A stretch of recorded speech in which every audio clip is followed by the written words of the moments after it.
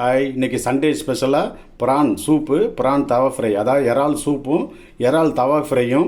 இறால் எடுத்து இந்த மாதிரி தோல் உரித்து வச்சுக்கிட்டு, இறால் உரித்து எடுத்ததுக்கப்புறம் இந்த மாதிரி எண்டில் உள்ளதை பிதிக்கி எடுத்துடணும். அந்த அழுக்கெல்லாம் போயிடணும். அதுக்கப்புறம் ஒன்றா உரிச்சதுக்கப்புறம் இந்த குடல்லாம் இந்த குடல் எடுக்கணும்.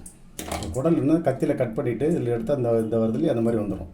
அது சுத்தமாக கண்டிப்பாக எடுத்தோன்னே அதில் தான் ஒரு மண் குறன்னு இருக்கும். இல்லைன்னா இந்த குடல்லாம் எடுத்ததுக்கப்புறம் இதை நல்லா தண்ணி விட்டு 2-3 தடவை நல்லா அலசி வச்சுக்கணும். இப்போ இறால் தவா ஃப்ரை, அதாவது ப்ரான் தவா ஃப்ரை செய்கிறதுக்கு என்னென்ன தேவையான பொருளுங்கிறத பார்ப்போம். இறால் ஒரு 1/4 கிலோ வாங்கிக்கிட்டோம்னா அதுக்கு ஒரு தக்காளி இந்த மாதிரி சின்னதாக கட் பண்ணிக்கணும். அப்புறம் இஞ்சி பூண்டு பேஸ்ட்டு சிறிதளவு, கொஞ்சம் மஞ்சத்தூள், 1 ஸ்பூனு மிளகாத்தூள், 2 ஸ்பூனு மல்லித்தூள், 1 கப்பு நறுக்கின வெங்காயம், தேவையான அளவு உப்பு, கருவேப்பிலை, மல்லித்தலையை எடுத்துக்கிட்டு ஸ்டவ்வில் தோசைக்கல்லை போட்டு சூடு வந்ததுக்கப்புறம் அதில் எண்ணெயை ஊற்றி, எண்ணெய் நல்லா சூடு வந்ததுக்கப்புறம் அதில் இஞ்சி பூண்டு பேஸ்ட் வச்சுருக்கோம் இல்லையா, அதை கொஞ்சம் போட்டு வதக்கணும்.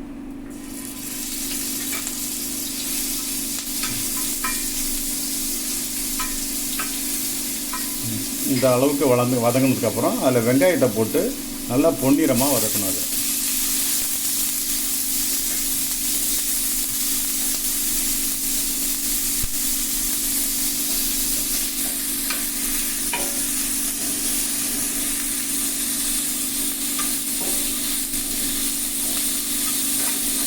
அளவு வதங்கினதுக்கப்புறம் அதில் தக்காளி சேர்த்து அதையும் வதக்கணும்.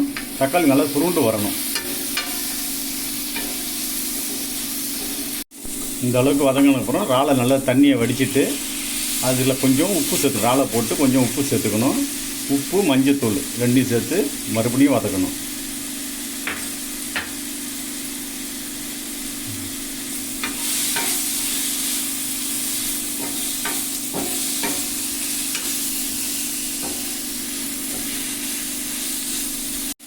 அதில் இன்னும் கொஞ்சம் எண்ணெயை ஊற்றிட்டு மறுபடியும் நல்லா வதக்கிக்கிட்டு இருக்கணும்.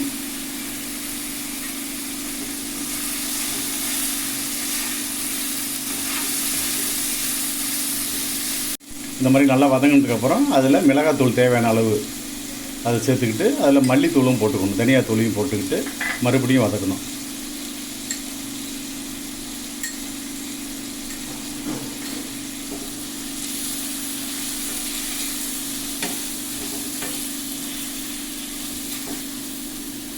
நல்லா செவக்க வறுத்ததுக்கப்புறம் அதில் கருவேப்பிலை, தனியா இலை 2யும் போட்டு மறுபடியும் அதை வறுக்கணும்.